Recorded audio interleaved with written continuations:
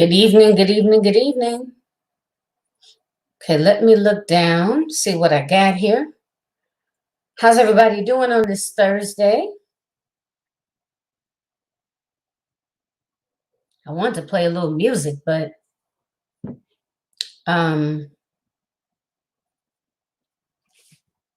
Facebook keeps partially muting my videos, and even though I say, I don't own the rights to this music, I don't know. But I was listening to some old school stuff. Uh-oh. Now my thing is saying it's not connected to the internet. Okay, here we go.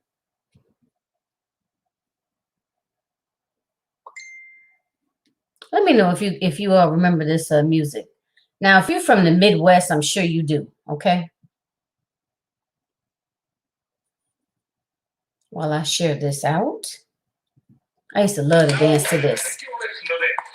I want this understood once and for all.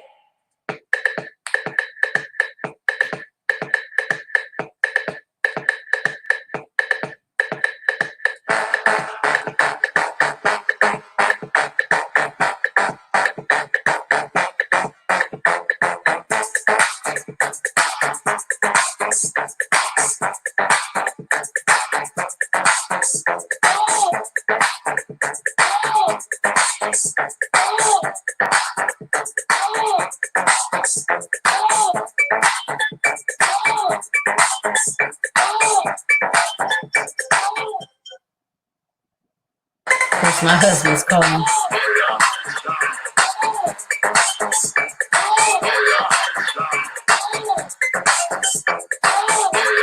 I know he's gonna call back. Just give me 1 second, Joe.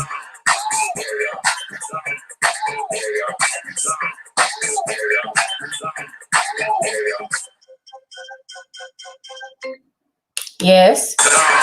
Oh, I'm in a second. Hung up on.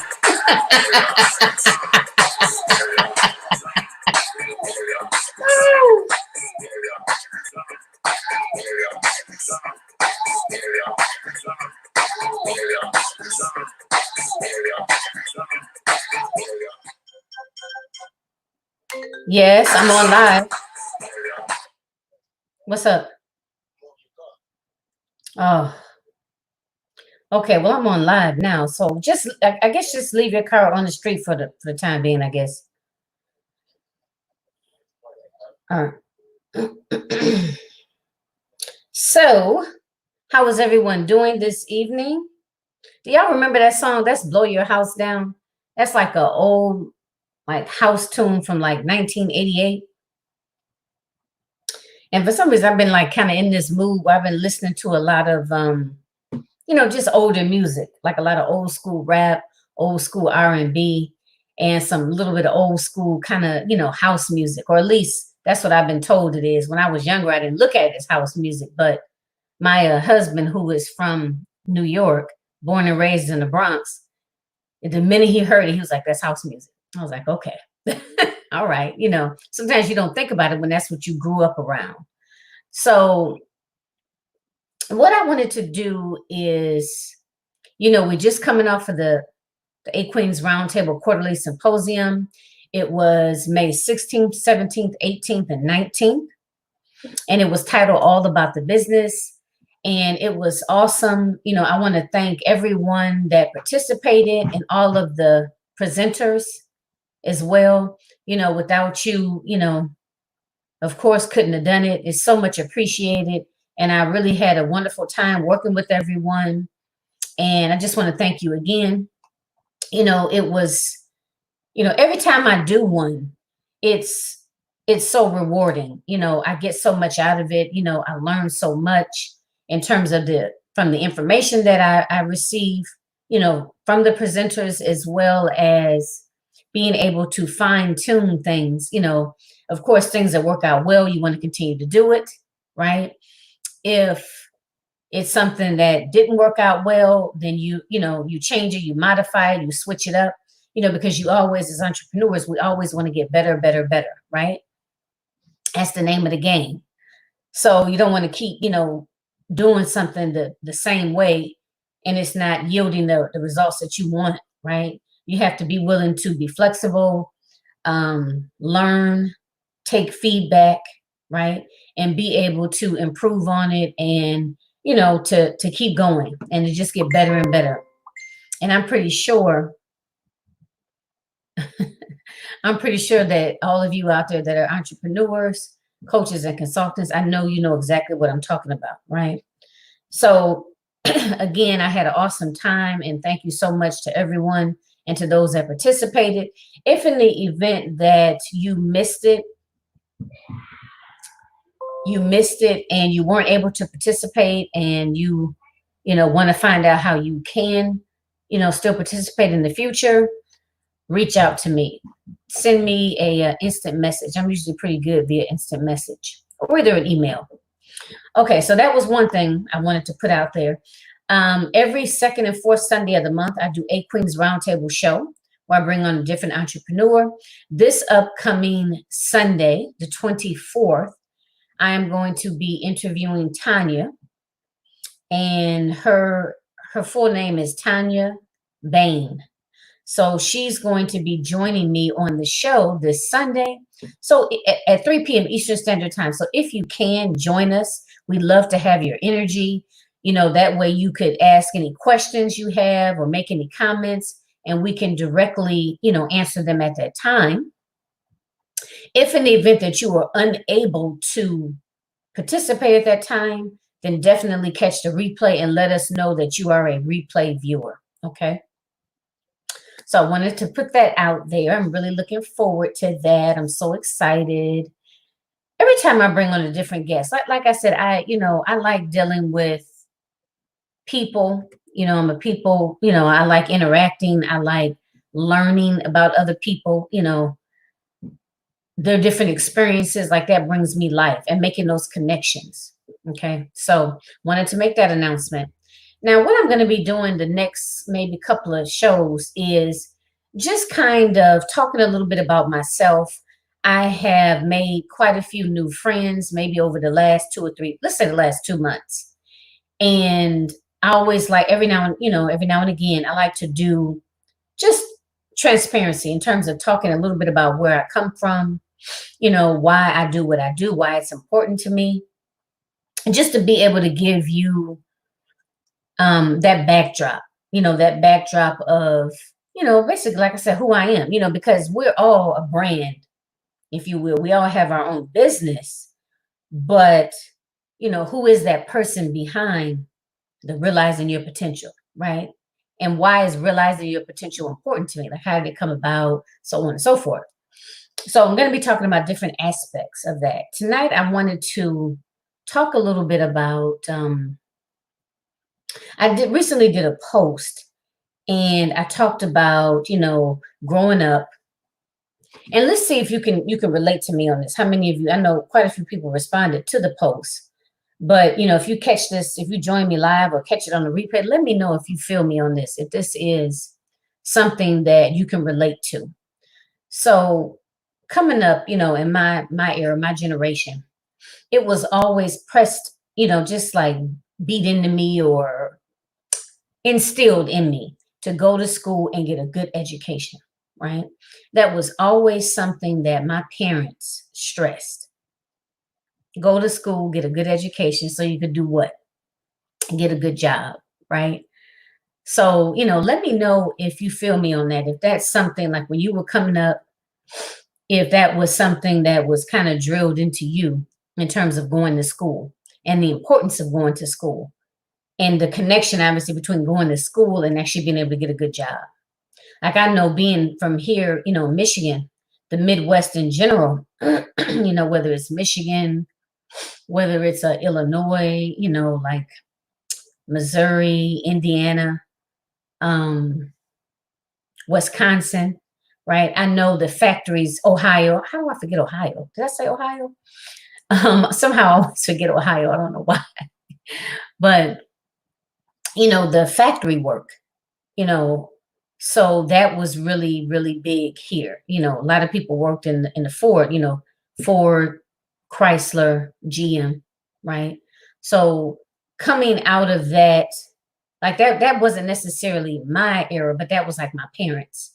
So a lot of my parents' friends, my aunts and uncles, a lot of them worked in the factories, and they made a decent wage. They got a pension, they had good health insurance, and they were able to, purchase homes and send their kids to college, if they, chose to do that, the kid chose to do that.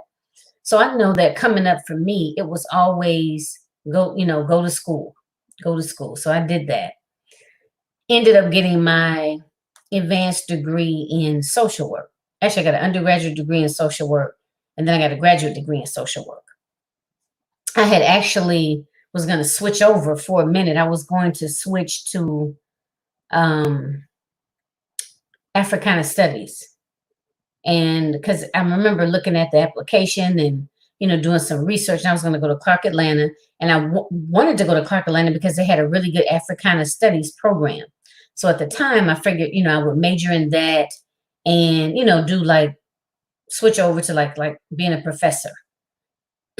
So I did that. I started off, in that program, and I was loving what I was learning, but I still felt that pull or that need or lacking, if you will, to go back to social work. So while I was there, like I said, I was in the Africana Studies program, and I loved my teachers. I loved what I was doing, and I met a lot of cool people. And like I said, it was just that pull for social work. So I ended up going to the social work department, talk with the dean, and so on and so forth, and ended up getting back into the social work program. And because I had my undergraduate degree in social work, I was able to go through what they call an advanced standing program. So instead of it being, what was it? Was it a 2-year program? Instead of it being a 2-year program, I think it was a year program. I think it was a year program. Whatever it was like cut in half, because you had that undergraduate degree in social work. A lot of classes that people not going through the advanced standing program would have to take that I wouldn't have to take. So it shortened up the time. So, got in there, I was like, all right, good. Everything is great. I'm back in social work. Okay. So did that. And, coming out, graduating and so forth, working in different social work settings. So this is the part that I want to know if you can relate to this as well. In terms of working in your field, whatever your field is, if it's, I don't know, communications, broadcasting, nursing, social work, therapy, maybe do some form of family counseling or couples counseling. Maybe you're a teacher, right? Accountant, whatever it is. You get out there, you're working in your field, and you've been working in your field for like 15 plus years. And at some point, you just kind of disconnect from it. Whether you get bored, whether you, just feel ineffective. I'm just trying to think of some other things. Maybe you got bored. Maybe you feel ineffective. Just don't derive any sort of fulfillment from it anymore. So that's kind of the boat that I'm in. Right now, I've worked in social work since 94. I didn't graduate in 94, but I worked while I was an undergrad, not necessarily graduate, but while I was an undergrad, I worked. So for me, I've been working in the field of social work since like 94. So, I've seen a lot of changes. I've seen a lot of changes in the field. And, of course, a lot of it has to do with, who's in the White House in terms of, allocation of funding, right? A lot of programs just dry up, So I've pretty much run the gamut. I've done homeless. I've worked with the homeless population. I've worked with HIV/AIDS population, substance abuse, and if you're a counselor or a social worker out there, and you hear this, let me know in the comments. And also tag another cultural consultant, okay? Because the purpose of this is twofold. One, to give you guys a sense of who I am and what my why is behind the realizing your potential and why I do what I do. And also to be able to connect with those of you ladies out there that are feeling unfulfilled. Okay.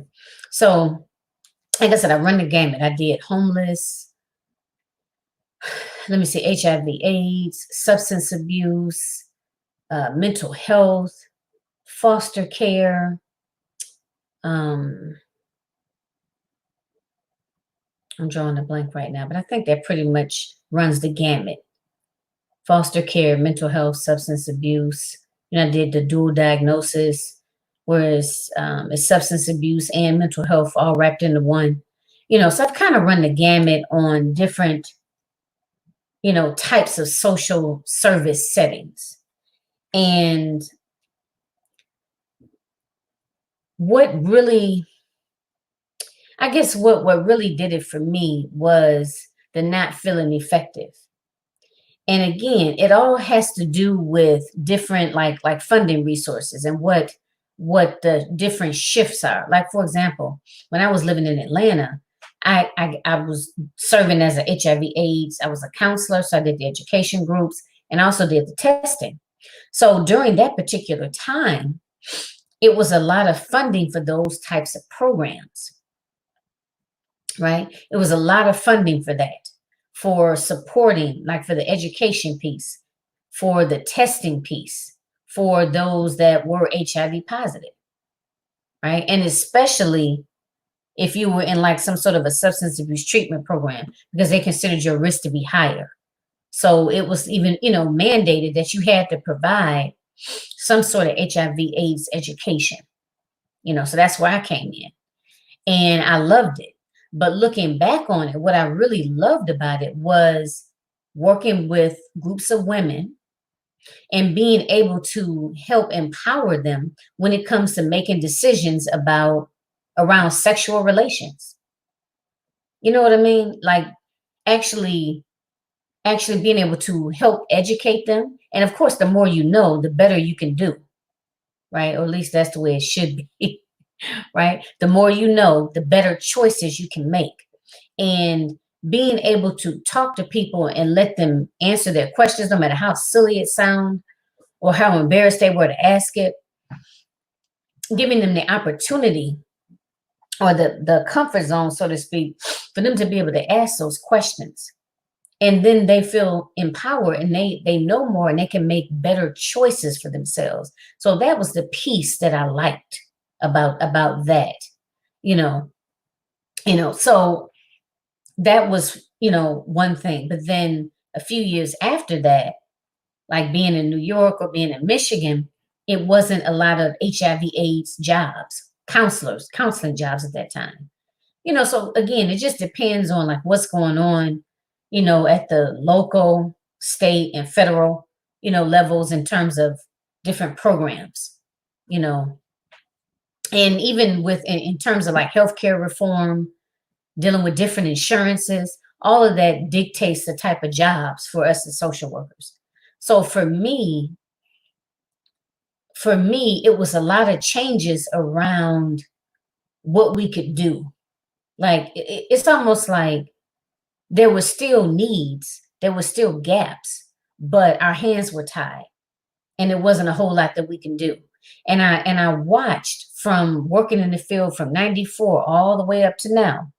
I've watched different trends and how the different systems are in place, right? And it's very, very frustrating.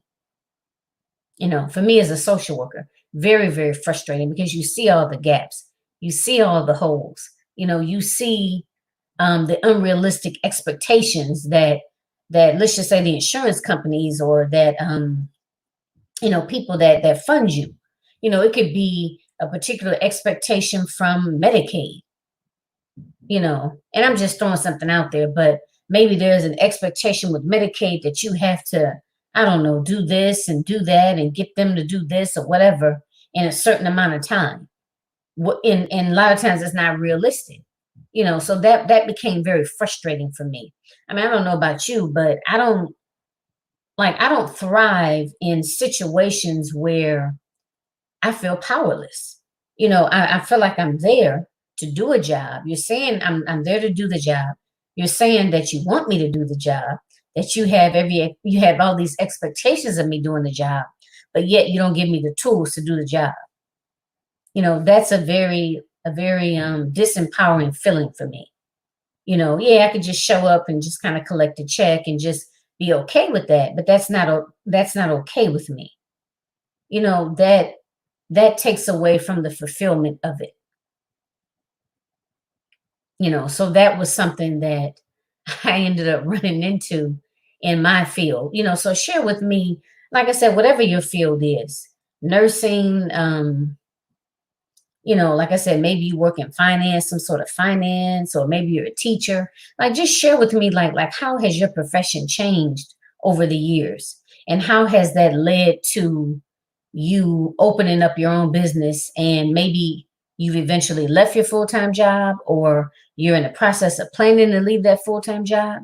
Just let me know how that has impacted you, and what steps you have taken or plan to take, in reference to being able to feel more empowered, and to be able to, for me, it's about being able to help people in in the way that, or what I feel that they need the most help with, coupled with my strengths, right? Because just because someone needs help with a certain piece of that puzzle, if you don't know how to navigate that piece of that puzzle, then you shouldn't be the one that's designated to help that individual, right? So it goes back to, what are your strengths? Like, what are you really able to assist with?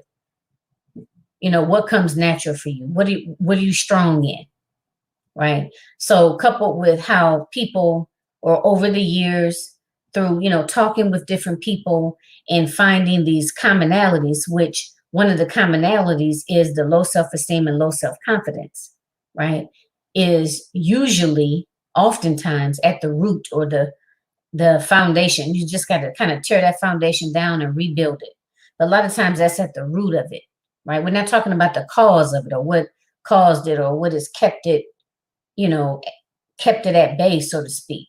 But that's like the root foundation, and you have to get rid of it, so you can begin to rebuild, and rebuild a solid foundation, right? So that was one of the common themes that I saw, that I was coming across. So that's the why, in terms of the self-esteem and self-confidence. And then, like I said, a strength is being able to establish a rapport with people, to make people feel comfortable coming to me and talking to me about, their concerns, you know, and being able to help someone get down to the root of why they're feeling what they're feeling. Because if you don't get to the root of it, you're going to keep repeating that same behavior over and over again in some form or fashion. It's going to keep playing out, right? And helping people take a look at and examine what their strengths are. Because a lot of times when we do get clients, and especially in the social work realm, they're at their lowest point. I mean, think about it. If somebody is in a substance abuse treatment, then 9 times out of 10, they done hit rock bottom. And a lot of times they're not even there because they want to be there. They may be there because it's court mandated. It got so bad to the point where somebody else had to step in and say, listen, you got to go to treatment or else, right? Or they didn't got enough DUIs and got their license taken away. Or the foster care system, they've done something, or something has happened, and their children have been removed from them, right? So you're seeing people at their worst, or people are being hospitalized. Maybe they had a nervous breakdown. I mean, they don't use that term anymore, but maybe they decide to try to take their lives. They were dealing with the severe depression. So people are coming to you at their worst time. It's not like you meeting these people, they're about to get married, or they're having a wedding, or you met them at a retirement party. These are real life situations that cause people to fall into a severe depression. you know um So you're not meeting people at a happy time in their life. So it's really important to get that person to kind of let their guard down and to be able to talk openly about what some of their concerns are, and to be able to help them identify what some of their strengths are, like starting from a strength based perspective. Because a lot of times it's, you didn't do this, you didn't do that, this drug test came up dirty, you didn't, I don't know, complete your parenting class, you didn't stay on top of your kids going to school, therefore your kids were tardy, so we charging you with educational neglect. Then we're going to charge you with medical neglect because of the fact that you didn't take your kid to the doctor regularly. They missed a couple of doctor's appointments. You couldn't take them to the doctor's appointments because you didn't have anybody else to take them, and you had to be at work. You couldn't take any time off, right? So it's just a host of things that go into that. So it's always important to sit down and help people really realize what their strengths are. Because a lot of times so many negative things have just piled up on an individual or a family unit, to the point where it's hard for them to even see what their strengths are. So I help people to recognize what their strengths are, right? And to be able to use and call upon those strengths to be able to help you begin to flourish, right? To help you begin to rebuild. So I know that those are ways, or those are strengths of mine that I want to be able to utilize, or do utilize, to help individuals be able to make their transformation, right? To be able to help people make their transformation. So, like I said, so that goes, my son just popped his head in here. So that goes into the, into the why, part of my why, as well as what strengths do I have when I spoke about helping people in the way that, or in areas that I'm strong in. Like I'm not a mathematician. I'm not good with numbers. So I'm not going to be a good financial coach. You know what I mean? So, yeah. So anyway, so that, just tells you kind of a little bit about me, what my background is. And I can never see these comments on here. I'm just not really sure with StreamYard, but that just gives you a little bit of background. Like I said, I just wanted to introduce myself to those out there that may be relatively new friends of mine. So yeah, so that's a little bit about who I am. And I am a confidence and success coach. Like I said, that's where the confidence piece comes in at, talking about self-confidence as well as self-esteem. And success is because we all want to achieve some level of success, or a level of success.